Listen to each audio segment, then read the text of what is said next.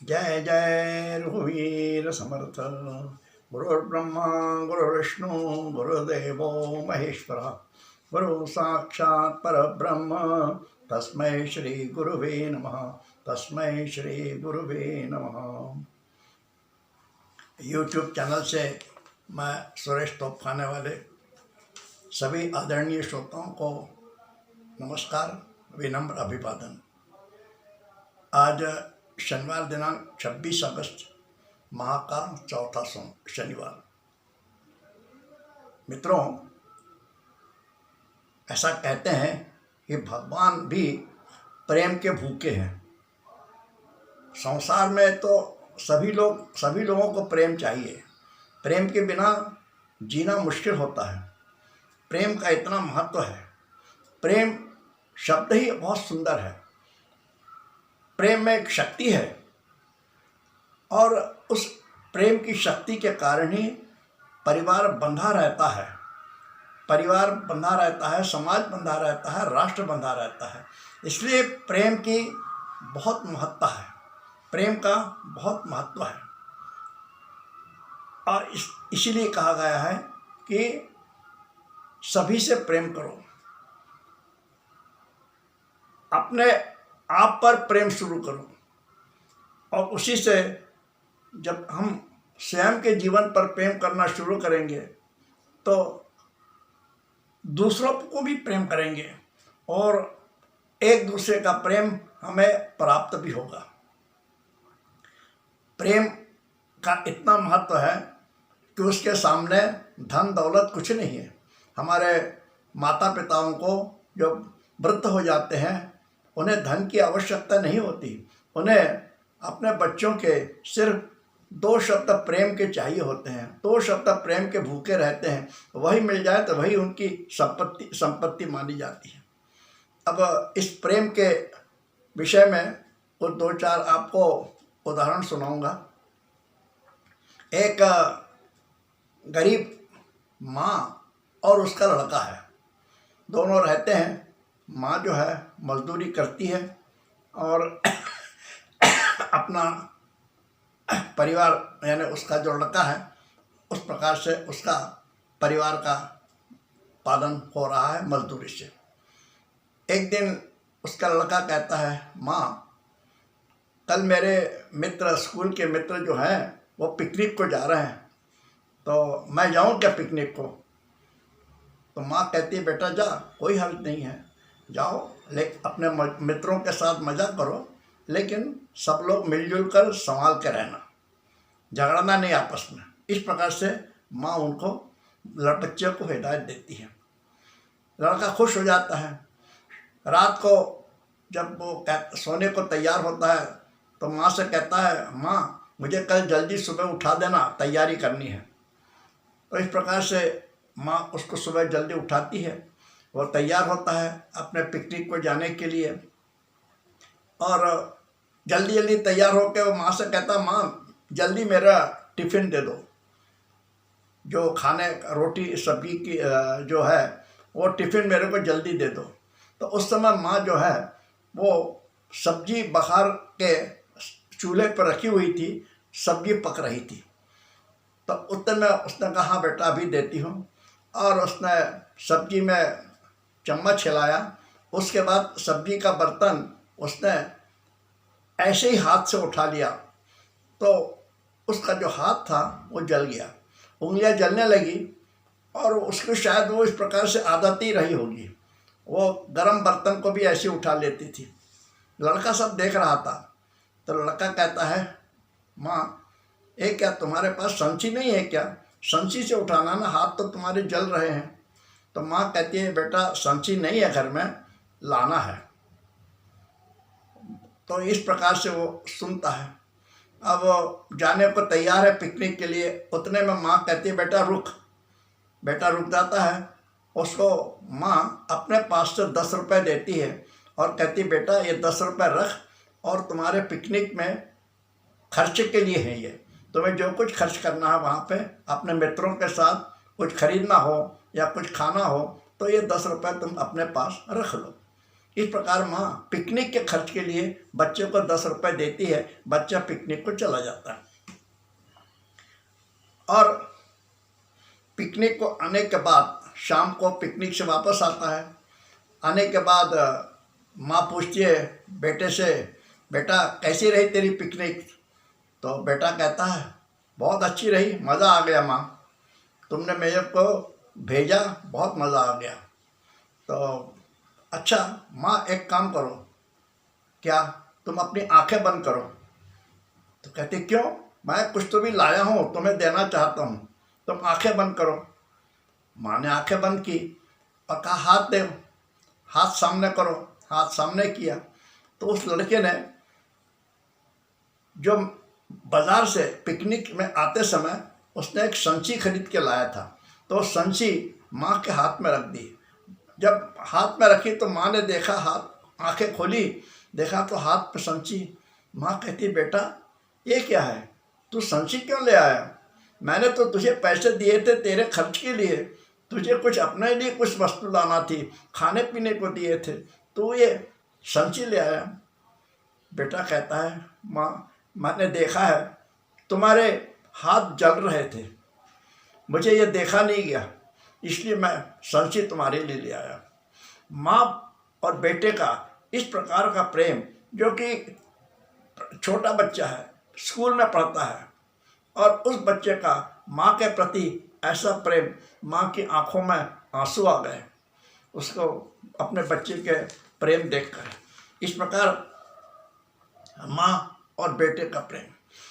आगे एक गरीब दंपति है, गरीब दंपति है, पत्नी और उसका पति, जवान है दोनों, नव दंपति है।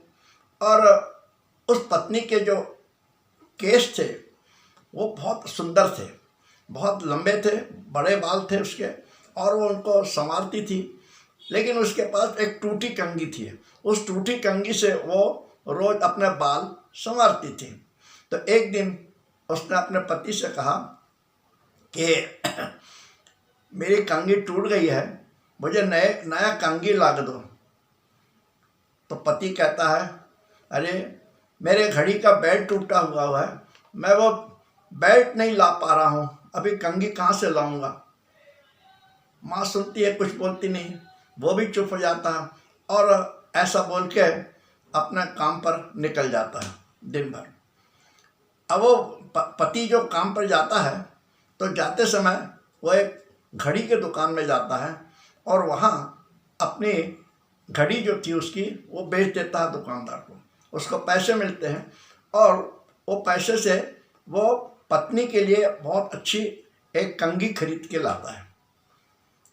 कंघी खरीद लेता है और सोचता है कि आज मैं अपनी पत्नी को एक सरप्राइज दूंगा, उसको आश्चर्य में डालूंगा, उसको धक्का लग जाएगा देखेगी तो ये, इस प्रकार मन में सोच रहा था। और शाम को जब वो घर पहुंचता है, घर जैसे ही पहुंचा, सामने पत्नी को देखा तो पत्नी को ये धक्का देने को, आश्चर्य देने के लिए गया था, लेकिन पति को खुद को आश्चर्य लगा, उसको खुद को धक्का लग गया कि ये क्या है। तो पत्नी ने क्या किया था, पत्नी ने अपने सारे बाल काट दिए थे और वो पूरा मुंडन हो गई थी। तो पति कहता है ये क्या है, मैं तो तुम्हारे लिए कंघी लाया हूँ और तुमने सारे बाल काट दिए। तो पत्नी कहती है मैंने बाल काट कर बाल बेचे हैं और तुम्हारे लिए घड़ी का पट्टा लाया।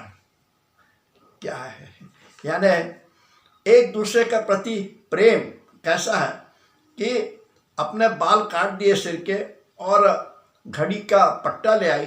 दोनों को आश्चर्य हुआ, दोनों को धक्का बैठा और अद्भुत प्रेम, दोनों के आंखों में अश्रु आने लगे। इस प्रकार का प्रेम पति और पत्नी का, यानी एक दूसरे को समझने का भी, सिर्फ प्रेम ही नहीं है, एक दूसरे को समझना और विश्वास। एक भाई बहन का प्रेम है। एक 4-5 साल का बच्चा है, उसकी बड़ी बहन है 6 साल की। ये दोनों बाज़ार में घूम रहे थे, घूमते घूमते देखा भाई ने 4 वर्ष का बच्चा कि बहन कहाँ रह गई। उसने पीछे मुड़ के देखा तो उसकी जो बहन थी वो एक दुकान के सामने खड़ी थी, कुछ सामान देख रही थी। तो भाई उधर गया, बच्चा वो 4 साल का, देखा वो खिलौने की दुकान थी। तो उसकी जो बहन थी वो कुछ तो भी देख रही थी। तो उसका भाई कहता है, बच्चा 4 साल का, तुम्हें कुछ लेना है क्या, कुछ पसंद है क्या। तो बहन कहती, हाँ मुझे वो गुड्डी बहुत पसंद है, वो गुड्डी चाहिए है, लेना है। तो ठीक है, उस बच्चे ने वो गुड्डी जो थी वो उठाई, दुकानदार से कहा ये कितने की है। तो दुकानदार कहता है तुम कितने पैसा दे सकते हो। दुकानदार देख रहा था आश्चर्य के साथ कि ये 4 साल का बालक है, उसकी बड़ी बहन है 6 साल की, लेकिन ये इस प्रकार से व्यवहार कर रहा है जैसे ये बड़ा भाई हो खुद होके। तो जब दुकानदार ने कहा कि तुम जितना दे सकते थे, तो उसके खीसे में वो समुद्र के किनारे से इकट्ठे किए हुए कुछ सीप थे। तो वो सीप उसने निकाले अपने खीसे से और वो सारे के सारे सीप दुकानदार को दे दिए। दुकानदार हाथ में लेता है, देखता है, बच्चे की तरफ देखता है। तो बच्चा कहता है कम है क्या। तो दुकानदार कहता है नहीं, बहुत ज़्यादा है। उस दुकानदार ने उस सीप में से 4 सीप सिर्फ अपने पास रखे और बाकी बच्चे को वापस कर दिया उसने, और उसको वो गुड्डी भी दे दी। बच्चे ने वो सीप जो उस वापस किए दुकानदार ने वो खीसे में रखे और गुड्डी अपने बहन को दी और भाई बहन दोनों चल दिए।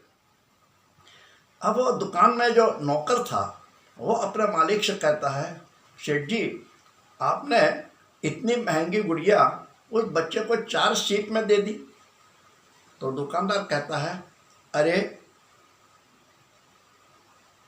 उस बच्चे के लिए ये जो सीप है बहुत कीमती है, भले ही हमारे लिए सीप है लेकिन उस बच्चे के लिए ये सीप है। उसको धन के बारे में क्या मालूम है, कुछ नहीं मालूम है। जब वो बड़ा लड़का जब बड़ा होगा, बच्चा सयाना हो जाएगा, तब उसको कभी तो याद आएगी बचपन की कि मैंने बचपन में अपनी बहन के लिए गुड़िया ली थी और उसमें सीप दुकानदार को दिए थे। सीप ने 4 सीप, दुकानदार ने 4 सीप लिए। और वो भी समझेगा कि दुनिया में अच्छे भी लोग हैं। इस प्रकार से उसके मन में सकारात्मक विचार आएंगे। यानी भाई बहनों का इस प्रकार से प्रेम देखकर बहुत ही आश्चर्य हुआ उस दुकानदार को। भाई बहन का प्रेम, पति पत्नी का प्रेम, माँ बेटे का प्रेम, प्रेम ऐसा है कि एक दूसरे को बांध के रखता है। संत कबीर थे। कबीर के पास एक आदमी आया, हमेशा आता था। वो कबीर से कहता है, कबीर सुखी संसार का रहस्य क्या है। तो कबीर कहते हैं ठहरो। कबीर ने अपने पत्नी को बुलाया और कहा कि लालटेन जला के ले आओ। लालटेन जला के लाइए। भर दोपहरी है, लालटेन की ज़रूरत ही नहीं है, धूप है बाहर और दिन है। और कबीर कहते हैं लालटेन जला के लाओ। पत्नी लालटेन जला के लाती है। कबीर पत्नी से कहते हैं दूध ले आओ। वो पत्नी 2 गिलास दूध लाती है, एक उस आदमी को देती है, कबीर को देती है। और कबीर वो दूध पीते हैं। तो कबीर कहते हैं वाह बहुत अच्छा दूध है, मीठा दूध है। अब वो आदमी जब दूध पीता है वो कहता है ये कैसा है कबीर। कबीर इस दूध को मीठा कह रहे हैं। कबीर में उस दूध में शक्कर थी ही नहीं, उसमें नमक था। पत्नी ने गलती से नमक डाल दिया था और कबीर कहते हैं दूध मीठा है। वो आदमी कहता है कबीर से ये क्या है, दिन को आप लालटेन बुलाते हो और दूध में नमक है, आप मीठा कहते हो, ये क्या है। मेरे को तो समझ में नहीं आ रहा।